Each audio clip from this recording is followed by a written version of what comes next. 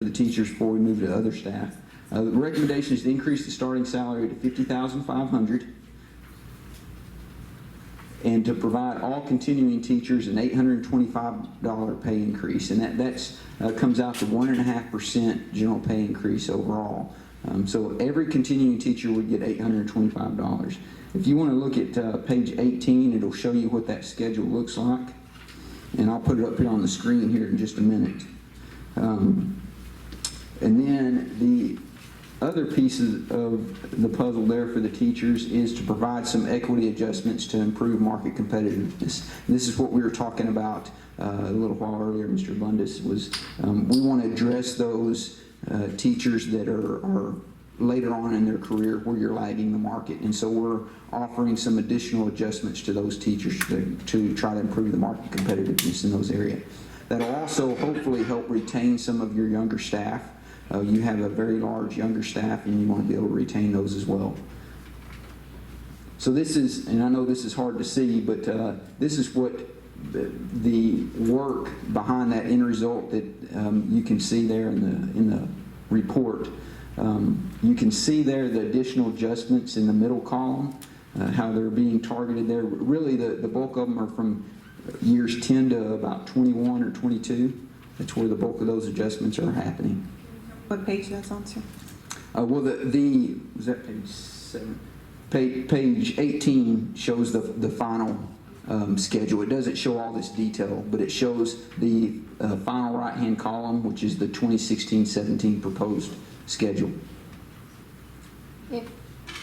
As you look at this, as Zach mentioned, the 2016-17 proposed new hire salary, that is exactly the schedule that is listed on page 18.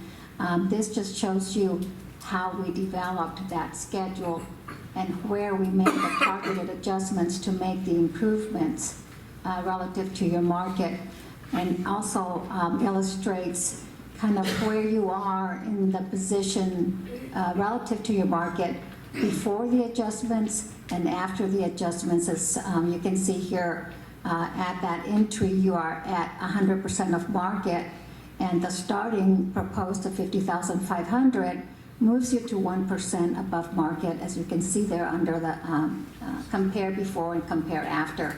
And Zach can kind of mention that as far as the improvements. So what Luce is referring to is this shows your comparison to market. That's what she was talking about. So currently, your starting salary is 100%. 5 years you're at 102%, 10 years at 100%, 15 years you're at 98, and 20 years you're at 97. So let me ask you this question then, because I remember the graph from earlier. So from 0 to 10, we're above the market, but yet you have increases above the 825 per year. 1, 2, 4, 6, 7, 8, 9. You got it. Good point. And there's reasons for that. One is, these adjustments are doing two things. One, they're improving market competitiveness in areas that need to be improved. But the other thing is we want to make sure we have good differentials between the experience levels and also prevent a new teacher coming in making more than a current teacher. And so that's why we had to apply some small adjustments in some of these areas, just because of the way it was working out. So that's the internal equity, kind of. You got it. Yeah, we talked about external equity and internal equity. Great. And so, yeah, so these down here are more external, but some of these are necessary for that internal equity. Great. And just for you guys to help clarify, this is your current schedule. This would be the one-time or the general pay increase for all continuing teachers, the $825. And then teachers that fall into one of these buckets would get this additional adjustment. And this rolls over into what their new salary would be. And then new teachers coming in would be hired based on this schedule here. So a 12-year teacher would come in making $54,760. Okay? What this equates to, just to kind of give you an idea, this is a 1.5% general pay increase, roughly. The additional adjustments come out to a little over 0.5% overall on average. So some of these employees in this area are going to receive closer to a 2% general pay increase. I have a question. Yes, ma'am. So for those teachers that are currently not, you know how when we looked at the graph kind of went further up and then back where it leveled out a little bit. Yes, ma'am. How many years was that higher than what it should be? At year 10 is where you guys crossed the graph and then started falling below the market. So at year 10, you were even with the market, and then it started falling below after year 10. So for those teachers that are currently getting more than what they should based on the years of experience, is that gonna, I guess we can't change that, that's gonna stay the same, is that correct? Because there's some, I'm not sure I follow your question. for example, you had a graph up there where, Mhm. Okay, so you're saying where they're above the market? Mhm. Well, I wouldn't say they're getting more than they should. It's just that Harlandale is very competitive from 0 to 10 years. Your salaries for your teachers are leading the market in that area. And that's a district strategy. That can be a good thing. If you want to lead the market and attract quality staff, that can be a good thing. And so what we want to do is we want to try to be competitive at all areas. You're very competitive from 0 to 10 right now. It's not that they're receiving more than they should. You're just paying competitive salaries in those areas. What we want to do is be competitive down here as well. And so that's for the the goal. teachers Is, that have more experience. you got it. We want to try to be competitive across the board is the goal. So we can attract staff at all levels and all experience levels. And also retain, you have a very large group of teachers that are down in this lower area. And so if we can improve salaries in this area, then the goal there would be to retain these staff that you've invested so much in. You want to retain them by showing them, hey, we're gonna improve market competitiveness later on in your career too. I just wanted to make a note to your question.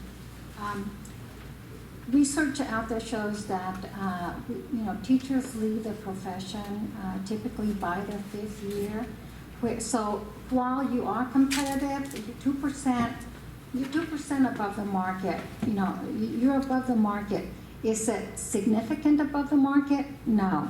But I think that the district's direction and position has been to at least try to be as competitive within your financial resources, being slightly above the market, but recognizing that you want to have that competitive level so that you're able to retain teachers once you've hired them and invested in them, especially in those critical years. So as you can see, yes, 2% above the market at that 5-year, but that is a critical 5-year point for many teachers. And as you can see, the proposed structure, it places you competitive in the market, but keep in mind that the market is going to shift. Those districts are going to provide a pay increase, and the trend has been 2 to 3%. So the points, while you may be 2% above market under the current comparison to market, as the market shifts, you may end up right at market. But this allows us to at least place you recognizing movement in the market, and at least still continue to place you in a competitive position with your peers. Mr. Chair, so, I'm sorry, you No, I was just gonna say that your numbers, I think, are off, because on here it says that 5 years it shows 52,679, and up there it shows Out there, 53,000. 5 years, 52,679. And where is it off? Oh, okay, I was. Now, yeah, don't look at this number, because this is current year. So a teacher with 4 years of experience is going to have 5 years of experience in 16, 17. And then that should line up with 52,679. Okay, thanks. So this shows you how a current teacher moves to the next year. You read this left to right. So we'll use that same line. I was A looking current at the teacher with left 4 column. years of Okay. experience. Yeah, you were looking at this one. Yeah, Right. very easy to do. So yeah, a current teacher with 4 years of experience is making 51,605. With this model, they would get the $825 general pay increase, an adjustment of $249. So in 16, 17, they're going to have 5 years of experience, making $52,679.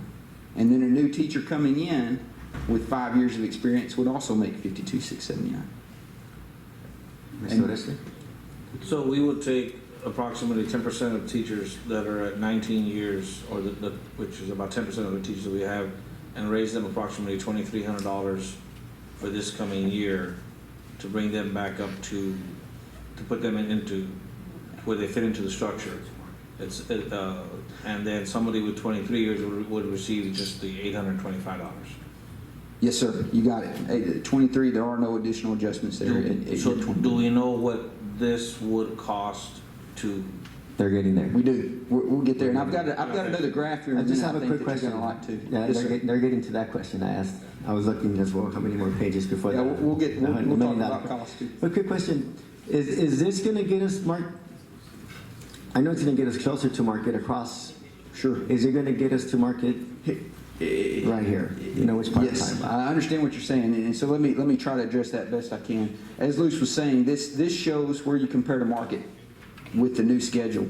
So at 0 years, 100%, 5 years, 102, 10 years, 102, 15 years, 101, and 20 years, 100%. But that's current market. As Luce said, typically what we see is 2 to 3% movement in the market. We're actually seeing most districts closer to 2% this year. Budget's been tight for a lot of districts, so we're hearing a lot of 2% out there right now. So if you consider that, so what that means is at year 5, you might be right there even with market if the market moves roughly 2%. Sorry, so just one more thing. So at the bottom of the scale that we're looking at on page 18, it shows the master's degree stipend at $500. That's Yeah. supposed to be 15. Huh? That's up to the district on what you guys decide to do there. We had talked with administration about you could do 500, 1,000, Oh, that's just the number 1,500. that's plugged in there for right now. Right, that would be a district decision on what direction you wanted to go there as far as what you'd want to pay for a master's Yeah, degree. because earlier Thank you you. had 1,500 and we saw 5, so maybe it could be 5,000. You got it. Yeah, that would be a district decision for you guys. So I think this graph will help clear up hopefully some issues. This is the same graph we looked at earlier, but it has one extra line in here, and it's this green line, and this is where Harlandale would be with the proposed model. And so again, this dark blue line is the current market median. The light blue line is where Harlandale currently is, and then the green is where the proposed model takes you. Obviously, what we'd like to see is continue to attack these areas at the end, but we also have to keep budget in mind as well. So we're trying to get there a little bit at a time, but that's something that you want to keep focusing on as time goes on. But to me, this would put you in a very competitive situation moving forward. As we move forward, just remember budget. You got it. I know you guys have to make sure you're sustainable, and so that was a big reason why we did some of the things we did. You got it. Yep. So that's your teachers. So now we're going to look at your other personnel, and so we kind of have two big groups here. You have your exempt staff, which is your salary staff, and you have your non-exempt staff, which we think of as your hourly staff. And then we take those groups and we break them down into some smaller groups when we look at market comparisons. And so I'm going to start out with the administrative professional. Please help me out. What page is this on? It's going to be on page 8. So And- there's the graph on page 8. And this should follow through. They got the detail. And then if you want to see a little bit more detail, look at page 29 in the appendix. So page 8 will show you a graph if you just want an overview. If you want some detail, page 29. So your administrative professional staff is where we're going to start. And I'm going to start by breaking them up into some smaller groups. We're going to start with your central administration. And so, yeah, page 29 will give you the detail if you want to see the detail. So central administration is, and I'll kind of talk about the overview. If you want to flip back to page 29 and look at the detail, that might be best. So overview, central administration is 7% below market median salaries. And so we are a little low in this area. Again, this is just overall. There are some jobs that are faring better than others, but overall they are 7% below market salaries. Just so we understand what we're talking about, the central administration staff, that's going to be your central office administrators, your assistant superintendents, directors, things of that nature that work here at central office. The other thing to consider is most of the time these jobs are single incumbent jobs, and so we typically see a larger variance from the market with these jobs because they're based more on skill set and responsibility for those jobs when they're single incumbent. So, And then the other group I'm gonna, oh, I I'm sorry. just was gonna ask a quick question. Yes, ma'am, go Right ahead. now, you're saying that we're below the market.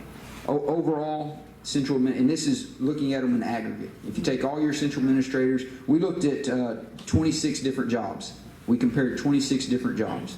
With all the other districts, correct? Yes, ma'am. Okay. And out of those 26 different jobs, in aggregate, your central administrative staff is 7% below what other districts are paying Oh. for those 26 jobs. But I would just like for the board members to keep in mind, like when it came to the teachers, we know that that's a classroom of 22 students. But we have to keep in mind with central administration how many staff members they have that work with them. So that's something we have to take into consideration. Thank you. And then the other group that I want to look at in administrative professional staff is your campus administration. So this would be your principals, assistant principals, counselors, those types of employees. Your campus administration, we looked at 10 different jobs in this group, and they came out in aggregate 3% below the market median salaries. And then the last group we looked at is your professional staff. This included positions such as band director, head football coach, diagnostician, librarian, instructional coaches. So professional staff that are supporting instruction in some form or fashion. We compared 12 different jobs here, and they were. I put up here matches the market. They were right there with the market on average. So very competitive in this area and in line with what market's paying. Can I ask you a question? Yes, ma'am. So what's the difference between the average and the market? Okay, what I'm saying is on average, so we compared 12 jobs. The average for those 12 jobs is matching what the market median salaries are. So don't confuse average with medians. What we do, we look at individual jobs. So take a high school principal. We take a high school principal and we compare Harlandale's salary for the high school principal to the market median for high school principals. What that means is we take those 12 districts and we look at what they're paying their high school principals. We choose the median salary out of the 12. The median is where you rank them high to low, pick the middle value. And so we compare that and we get a comparison to market for that one position. We did that for 12 positions in this group. And then we averaged that market comparison, and the average came out to be even with the market or right there close to what the market was. I know it's a lot of math when you start talking about averages and medians both. Just real quick, since the topic's high school principals, were you comparing, because our high school principals are 5A, obviously there's 6A principals and of course 4A principals within the study group. So when you were comparing them to high school principals, were they just all high school principals in all those school districts or just the 5A principals? We used all of those peer districts Okay. for the high school market comparison. Okay, so it's going to be a For- mixture of 6A and 5A principals. That's correct. Okay, thank you. Now, for central administration, high-level staff, we only looked at comparable sized districts and removed the top 3 highest or largest school districts when we looked at your central administration, high-level administrators, okay? The other thing that I wanted to say is, so when we're looking at, let's say, for example, under this professional group, there's 12 district jobs that we've matched to market jobs, and we reference them as benchmark jobs. Of those 12, the average matches to market, but within those 12, you're going to have some that are going to be paid above market median and some that are going to be paid below market median. Not all of them are paid right at market, but the average of those 12 is at market. So just kind of keep you on track. This group would be on page 31 in the report.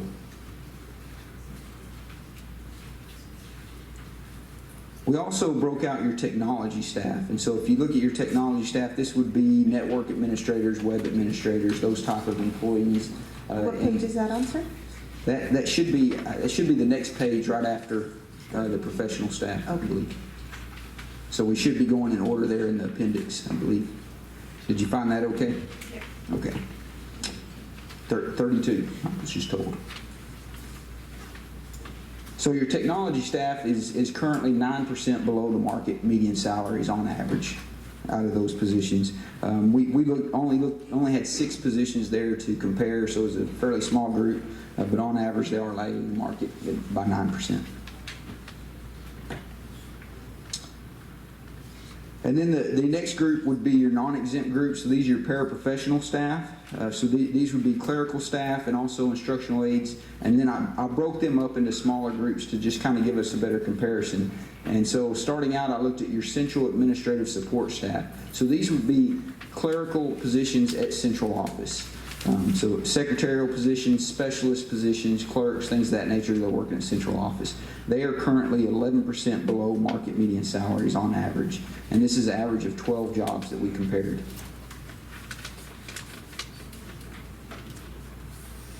And then the other group that we looked at was the campus administrative support. So we looked at central administrative support, then we also looked at campus separately. The campus administrative support staff would be your secretaries, clerks, and clerical staff that are working on your campuses in the front offices. This would also include PEIMS clerks and things of that nature. Overall, they are 8% above market median salaries, and this was 10 different jobs that we compared to the market. The next group that we compared were your instructional support. So these would be your classroom aide positions, those that are assisting teachers in the classroom. Here we looked at 6 different jobs, and overall they were 8% above market median salaries. So your campus support staff seems to be faring pretty well compared to market. The other thing that we looked at was market minimum. So these are entry wages. And if you look at entry wages for your paraprofessional staff in total, so this is your clerical staff overall across the district, they're 9% below market minimum. So there's some improvement needed in the entry wages, and we did try to adjust that to make that more competitive. So any questions about the market analysis? Okay, I'm fixing to go through the recommendations real quick, and these can be found on page, let me see if I can get you guys in the right spot here. Page 15. So there's a little bit more detail on page 15 than what you'll see up on the slide, but I'll try to walk through these a little bit. So one recommendation that we have is to create new pay structures that are aligned with the market. I've already talked about the teacher recommendations, and you'll see that on page 15, but kind of moving down a little bit further, the recommendation is to adopt the new pay structures for all the other staff besides the teachers. This would include a pay structure for your administrative professional staff, and it would include 9 pay grades. Again, that's going to be your central administrative staff, campus administrative staff, and professional staff. So it would be 9 pay grades for your administrative professional staff, and then a separate pay structure for your non-exempt, your clerical paraprofessional staff. And that would be 8 pay grades for your clerical support staff and instructional aides. And again, part of that pay structure was for the clerical staff was to improve those minimum salaries. If you want to see what the pay structure looks like, you can see those beginning on page 20. Page 20 is where the administrative professional pay plan is. So you can see those 9 pay grades and the jobs that fall within those 9 pay grades, and also the pay ranges. And those are daily rates for your administrative professional staff.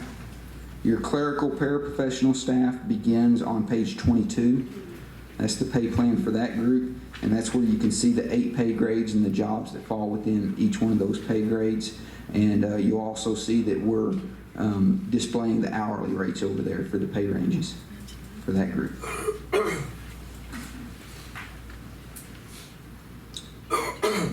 Another recommendation is to provide general pay increase as a percentage of midpoint. So similar to what we're doing with the teachers, you're providing a general pay increase based on a average teacher salary. Here we want to provide a general pay increase based on the midpoint. The reason you want to do that is that's going to help escalate employees at the lower end of the pay range up to market value faster. Over time, they'll actually reach the midpoint somewhere around 2 years faster in their career. But this would get everyone in a pay range the same dollar amount pay increase. The model that we've provided with the cost estimates we'll talk about here in a minute provides a 1.5% general pay increase for these employees. And next is to provide targeted adjustments to employees. And this is to improve market competitiveness and also internal inequities and to address any of those things.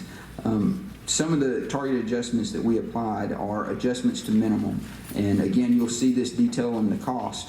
But adjustments to minimum would occur after we created the pay ranges and placed jobs appropriately in their pay grade. If a position or an employee fell below the pay range minimum, we escalated them up slightly above the pay range minimum, 0.5% above the pay range minimum. We want to make sure that we're controlling salary within that pay range around the market value. So we want to get them up to that competitive salary.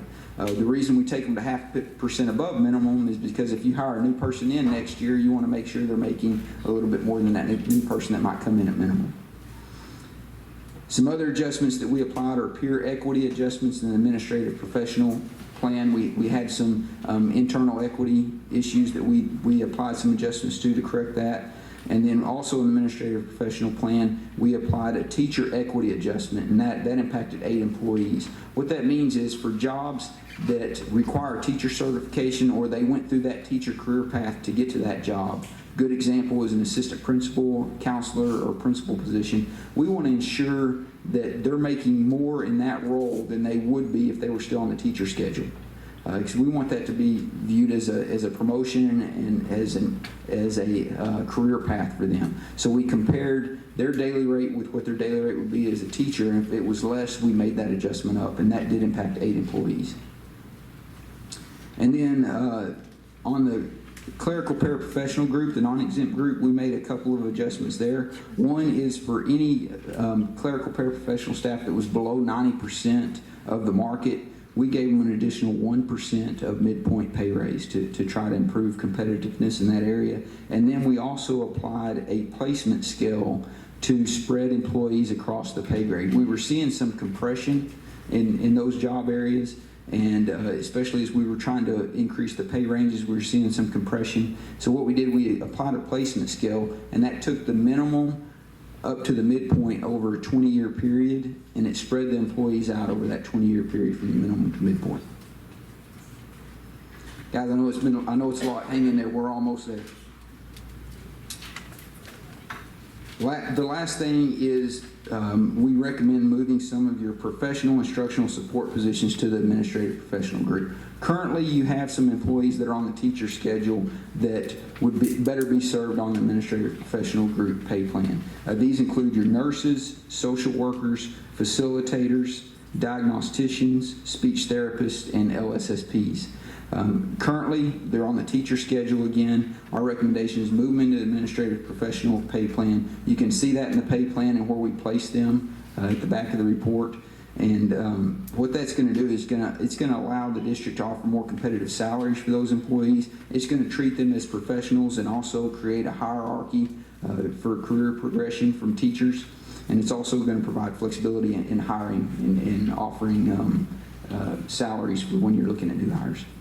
Quick question, Mr. Chair. Is that on one of these pages? Or? Go ahead. I think it's on page 15. The recommendation piece is in the recommendations beginning on page 15. I have a quick question since we're on that topic. Yes, sir. Ms. Tudek, or maybe you can answer. So the facilitators that we're talking about, then, who exactly are the facilitators that he's referring to? Because I think I'll be okay with all these. I think we can answer that if we look back at the pay plan. Right. We have like instructional facilitators. We'll have core subject facilitators. it would be those core subject and instructional facilitators. If you look on page 20, I think we can answer it pretty easily. If you look on page 20, that second column where it says current grade and it says teacher there, those are the ones that are currently on the teacher schedule that we want to place in this pay plan. And so you'll see all those facilitator positions there in pay grade 3. And you're recommending that we move those, and Ms. Tudyk, you agree with moving the facilitators and the social workers? I can see why the nurses, the diagnostician, the speech therapists, and the LSSP, because those are hard to come by, but social workers and facilitators, it's something that we're kind of unique to, especially social workers that are unique to this district. Right. That's something you would still agree recommending TASB's recommendation? Yeah, we're continue working with TASB on that, but we want to hear your feedback as well. Absolutely. I guess that's I'll kind of give you a little input to what we see at other districts. Social workers, it might be unique to this district, but it is in other districts, and we typically see them on the administrative professional plan. What I would say about the facilitators is think about what these jobs are doing and who you might recruit into those positions. To me, these would be some of your teachers that are going to be moving into that role, and you want to be able to attract teachers to move into that role. This creates a good career path for those teachers. By moving them into a professional pay grade, they view that as a promotion and as a career. I understand. Let me ask you then, Ms. Tudyk.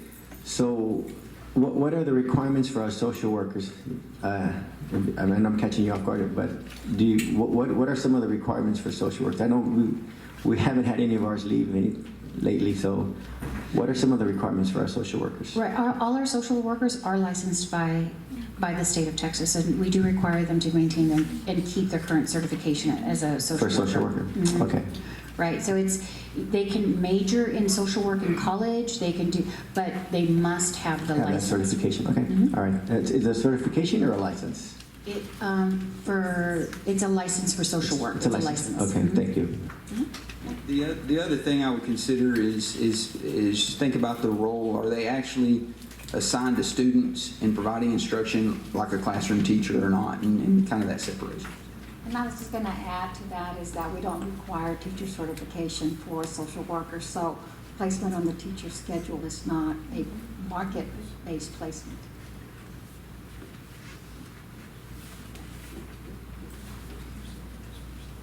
So are we getting closer to the $1 million question? We're here. Okay. We're here. The $1 million question. I know we're all wanting to look at the cost. You can see the detail of this in the report, and let me see if I can get you the right page. It's going to be page 17. And so it actually gives you a little bit more breakdown on page 17 of the different adjustments and what those would cost. What you'll see is, and you can see this piece up on the screen as well, but I've got it broken out by the different pay groups, your teachers, your administrative professional, and your clerical paraprofessional. And then I have it broken down by what the general pay increase cost and what the adjustments cost. And so one thing I want you to kind of think about is the general pay increase would be an ongoing expense as you give general pay increases each year. That adjustment column, so the $500,000, that is to correct some issues that are out there right now and create the structure that we need to create. So in theory, that $500,000 would not be an ongoing cost. It would be a one-time cost this year to try to correct some of these issues and make you more competitive in some areas. Any questions about anything on page 17? Just 1.8 million. 1.8 million is what it comes out to And overall. it's ongoing, correct? Or do you call it not ongoing? That's not the right. Well, the Reoccurring. 1.3 would be what I would look at as reoccurring, the general pay increase. Any adjustments that would be needed next year should be slight. I don't foresee you needing to spend this much in future years on adjustments. The goal is that we've corrected those and they're not going to continue to come back as long as we're maintaining the plan appropriately moving forward. All right, thank you. I just wanted to add to that total cost information that we're looking at those adjustments of $500,000, a little over that. $350,000 of that, more than half of that, is being targeted to improvements for teacher pay. All right, I think it was a lot of information. I think like last time we kind of soaked it in, and then y'all came back one more time, and then we had an opportunity to ask more questions. Yes, sir. Then is everyone okay with that? Because they'll come back this is just informational. I think that'll give us a good time to go home, review this. And Yeah, then- plus we did have Richard here too. Rich. Hernandez. Yeah, yeah. Hey, another Oh, he's thing, there? He's here? another thing Miss Cadena has is, I have questions for you. since you guys had to sit and listen to me and talk about market-based pay systems, we can give you continuing education credit for that. And so this is going around, we just need you to put your John Hancock on there and we'll make sure we file that for you. Zach, the only thing is, there's one PowerPoint presentation that was pretty detailed, Mhm. that I've had several of them ask if we can get a copy of that. Of the PowerPoint? Yes, sir, we can do that. I'll send that to Miss Tudor. Yes, and then And we'll she can- distribute it to the board. Thank Sure you. can, we can do that. And this is just a recommendation. I would think that Sure. when you're doing PowerPoints and we have to look at something, if you could kind of have something that matches what's up there, just because it makes it so much easier, I think, for us and everybody out there in the general public, for us to be able to follow along and then. Yeah, I understand, I get that. The report is for you guys to have going forward. It supplies all the information, it gives all the detail and the background. You know, really, the goal is for us to give you an overview of what's in the report, and then you can have that report as a resource. But I understand what you're saying. I appreciate the comment. All right. Thank you so much, guys. We'll see you at our next meeting. Okay, thank you, guys. Thank you. And we're working on the signing sheet. It'll come around. Okay, moving on to item 4. Consider and take appropriate action on the request to approve the ranking and award of the request for proposal 160225 for the construction manager at risk for Vestal and Carabao Elementary Schools, step 2. Mr. Madrigal or Mr. Soto, you have something to hand out to us as far as the rankings go? Yes, Mr. Chair, at this time I'll ask Mr. Soto to come up and kind of share with us where we're at today.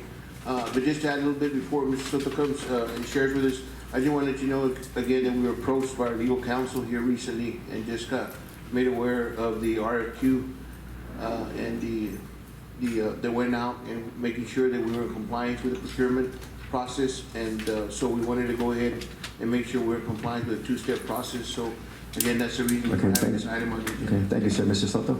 Mr. Abundis, we ended up ranking both companies that came out of the RFQs, and Whiting Turner Contracting Company came in ranked number 1 through the committee, and number 2, Candace McShane, came in second. Average score for the first one was 89.2, and the second one was 84.6. Everything in writing. Blanche was going to hand them out. Let me hold on.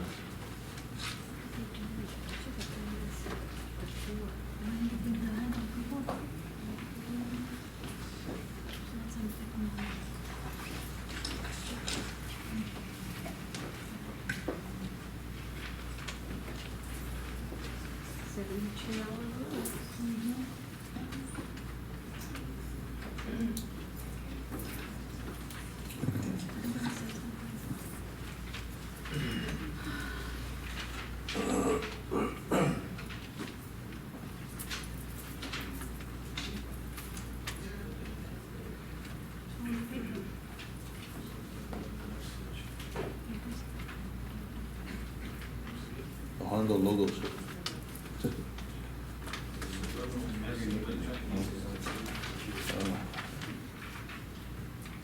And who was the committee made up of? Was it the same one from the RFP? Yes, sir. The same committee Kyle. that did the RFQ Okay. was myself, Coy, Jasmine, and Kyle and Hector. Kyle and Hector, okay. Yes. Mr. Chair? Mr. Madrigal? Yes, the only thing I want the board, again, in all due respect to the committee that was put together, which is the same one that did the RFQ, I do want to let the board know that today's recommendation being brought forward, when it comes to the general conditions and the overhead and profit, that I believe today's recommendation, one, fees are higher than the other, and I just want the board to be aware of that. Again, it may not be the best value for the district, but again, overall between 1 and 2, but I just do want the board to be aware of that. And again, I do respect the committee's recommendation. Mr. Chair, Ms. Cáceres? so what is the recommendation of our staff, sir? Or Mr. Soto? What recommendation? Well, the committee, because we average out the score of the committee, the committee comes out with those averages, man. Mr. Chair? We don't have a breakdown as to how it was voted on, Yes, sir. I can provide those. please? Mr. Quesada? Mr. Mariga? I'm sorry, I wasn't, I didn't have any of that information you just told me. So you said that one company was a little bit higher than, After reviewing the RFP, and of course, the rubric of the criteria that the Sure. committee ranked, I just want our board to be aware that the recommendation that's being brought forward today, that when it comes to their general conditions and their overhead and profit, that their margin, the numbers are higher. well, I understand, thank you. That number. I guess the question would be, are we talking about like $1,000, or are we talking about $200,000, or are we talking about? Can you answer that, Mr. Wilson?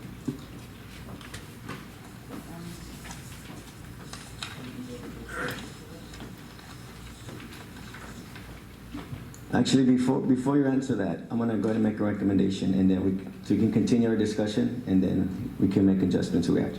So at this time, I'm going to go ahead and approve the ranking and award the request. I'm gonna make the motion first, and you can ask questions. Approve the ranking and award of request for proposal 160225 for construction manager risk for Vesta and Carabel Elementary Schools to the Whiting Turner Contracting Company. I have a motion. Do I have a second for discussion? Second for discussion. Okay, Ms. Carrillo, second. You had a question, Ms. Carrillo?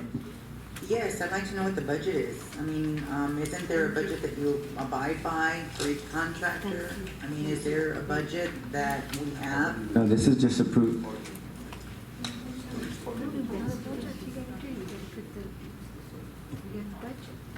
Mr. Sultan? Okay, I'm gonna have Jasmine come up here, and she wants to just give you some information.